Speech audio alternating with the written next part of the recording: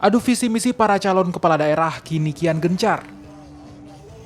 Strategi kampanye pun diolah demi bisa berbagi informasi pada para calon pemilih. Dari kampanye terbatas hingga belusukan jadi cara para calon untuk berjumpa warga. Janji manis pun ditebar demi bisa menarik pemilih.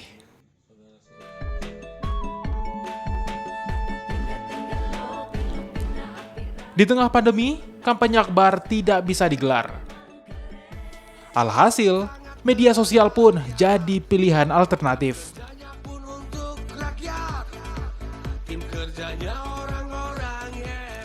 Konten kreatif pun beradu demi menarik mereka yang melek teknologi.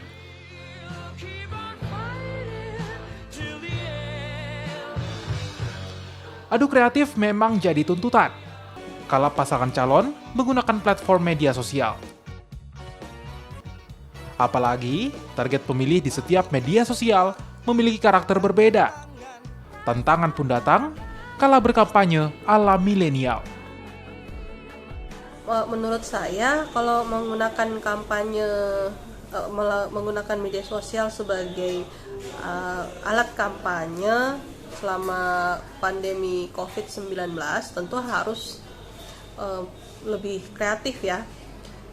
Yang pertama, kita harus lihat dulu media sosial yang digunakan itu media sosial apa. Mau pakai Instagram, mau pakai Facebook, mau pakai Twitter.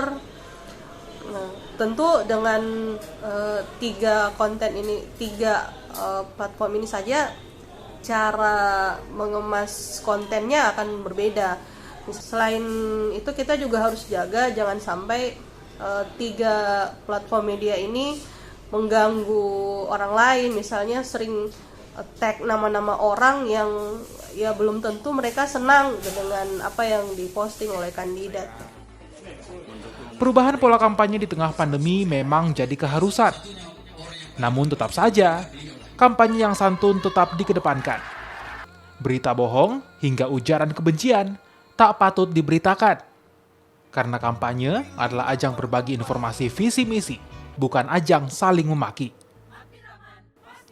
Tim Liputan, Kompas TV.